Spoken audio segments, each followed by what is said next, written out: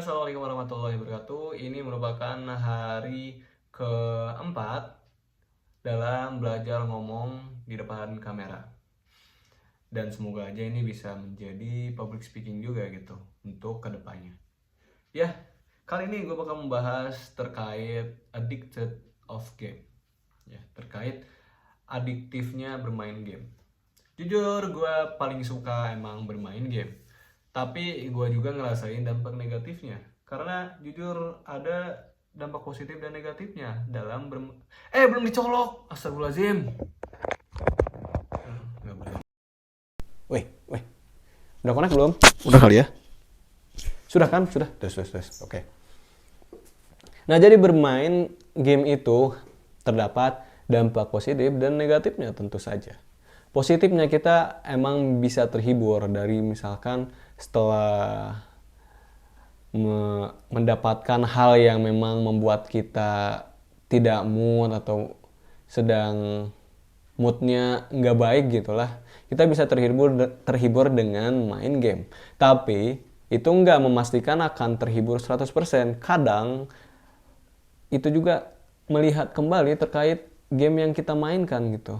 Terdapat game yang emang buat have fun aja, dan itu udah pasti kalau main ya bakal fun-fun aja gitu, bakal mengurangi bad mood tersebut. Dan ada game yang emang sebenarnya bisa membuat senang dan bisa membuat bakal bisa memperburuk suasana gitu. Yaitu adalah competitive game. Ya, jadi game bisa dibilang game online yang mana sistemnya itu kompetitif atau uh, benar-benar ya kompetitif, persaingan gitu. Persaingan dalam pertempuran atau apapun itu yang misalkan kita melawan orang lain. Nah, itu biasanya akan melibatkan emosional yang tidak pasti karena itu kita mempengaruhi terhadap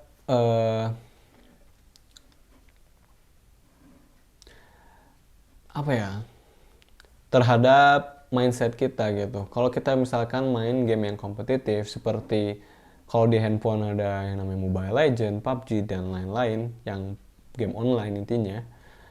Terkadang kalau misalkan main ranked atau game yang mempertaruhkan yang namanya rank, ya pasti itu bakal menjadi 50-50 gitu.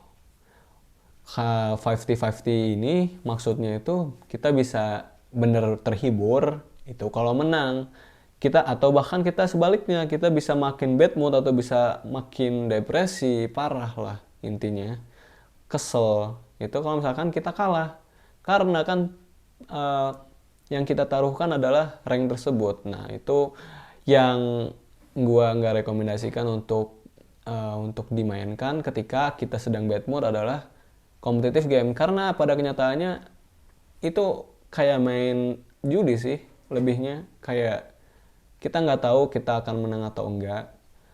Walaupun kita menang juga sebenarnya nggak yang seneng-seneng gimana gitu, ya seneng aja gitu bisa menang, tapi kalau misalnya kalah kita bisa marah atau bahkan lebih parah dari sebelumnya gitu, lebih depresi lagi karena yang kita pertaruhkan rank yang mana itu merupakan hasil dari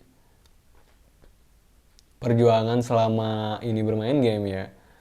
Bagi yang memainkan game online pasti merasakannya, dan gue nggak rekomendasiin buat bermain game online secara terus menerus karena emang daya adiktifnya itu sangat kuat dan itu bisa mempengaruhi mood kita lebih parah lagi kalau misalkan kalah ya, karena 50-50 seperti yang gue bilang tadi, game online adalah seperti halnya judi karena emang kita nggak tahu game online yang kompetitif ya. Kalau misalkan game online yang emang have fun, yang kita nggak lawan orang lagi atau kita nggak dapat uh, random team dan lain-lain, itu sebenarnya aman-aman aja. Bisa menghibur kita kalau kita lagi bad mood. Tapi kalau yang kompetitif game, yang benar-benar kita diacak, kita nggak tahu main sama siapa aja, segala macam. Dan akhirnya kan 50-50 tuh. Jadi nggak tahu kita bakal menang atau enggak, lawannya susah atau enggak. Jadi ya itu jadi kayak lebih kayak gitu yang seperti saya bilang tadi, judi. Kayak karena kita nggak tahu gitu, 50-50 akan menang atau enggak. Kalau misalkan menang ya alhamdulillah, tapi senangnya pun nggak senangnya kayak gimana-gimana. Tapi kalau kalah ya pasti bakal marah atau bahkan lebih depresi, memperburuk ke suasana kita gitu. Jadi ya kalau misalkan lagi bad mood, main game sebenarnya ada yang bisa dimainkan, tapi nggak rekomendasi untuk game kompetitif. Kalau yang game yang untuk relax atau have fun aja, itu ya menurut gua masih aman lah. Nah, tapi untuk yang adiktif ini adalah biasanya orang yang adiktif ini orang yang bermain game ini, game online, game kompetitif tadi. Banyak orang game kompetitif karena merasa kayak ketinggalan ranknya atau segala macam, atau ingin ada rank yang dicapai, akhirnya dia nge-push rank terus, akhirnya sampai stres lah, sampai kalah lagi. Itu misalkan kalau lagi lose streak, kalau lagi kalah terus, dapet tim yang jelek terus segala macam, jadi malah lebih depresi. Dan itu sangat bukan gimana ya, jadi lebih obrolan kali ini random banget ya, kayak nggak ada persiapan, tapi nggak apa-apa lah ya, berbagai pendapat aja ini mah. Ya jadi intinya kecanduan bermain game itu ada, tapi tingkatannya juga ada tingkatannya lagi maksudnya.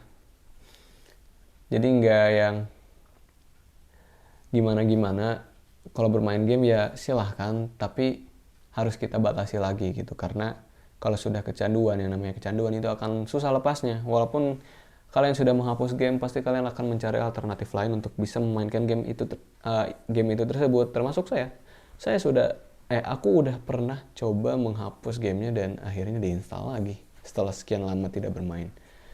Entah bagaimana ya, tapi rasanya yang kalau aku pribadi bermain game itu bukan melihat kayak harus mencapai target ini, tapi lebih ke kayak quality time sama teman-teman jauh aja gitu, teman-teman SMA atau SMP yang mana udah kita nggak bisa ketemu setiap hari, tapi kita jadi bisa ngobrol, bisa main bareng gitu di game online tersebut.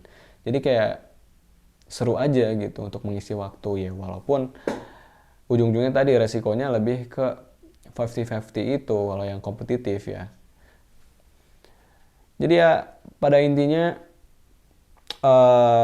untuk kecanduan bermain game, solusinya yaitu kita harus bisa lebih membatasi lagi diri kita. Karena kalau bukan kita yang membatasi, siapa lagi? Karena tubuh kita yang ngegerakin kita. Ya siapa lagi yang bisa membatasi diri berkomitmen untuk tidak bermain game? Ya diri kita sendiri. Jadi kita harus bisa membatasi. Misalkan sehari cuma berapa jam aja gitu. Jangan yang beneran seharian full time gitu bermain game. Jangan sampai yang benar-benar kecanduan seperti itu.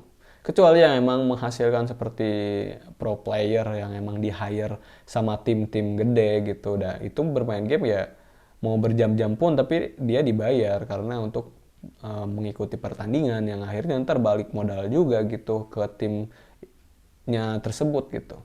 Kalau kita ya cuman buat have fun ya sebenarnya itu lebih ke rancu sih, kayak bingung aja. Kalau misalkan have fun ya 50-50 kalau kompetitif ya. Kalau yang mau yang have fun beneran ya game yang story, game yang bener yang online atau nggak online pun ada. Tapi yang bener-bener story yang kita menikmati alur ceritanya, kita bisa belajar bahasa Inggris dari situ juga. Ya adalah beberapa game. Tapi yang di garis bawah ini adalah kompetitif game yang banyak orang pada zaman sekarang memainkannya. Jadi ya kembali ke solusi yang tadi, kita harus lebih bisa membatasi diri kita. Karena bagaimanapun game pasti terus akan berkembang selagi masih ada yang memainkannya. Dan pasti sih ada yang suka pasti. Mungkin dari situ aja. Obrolan apa random banget. Gak apa-apa, yang penting kita belajar dari setiap harinya. Oke, mungkin segitu aja dari aku. Sampai jumpa.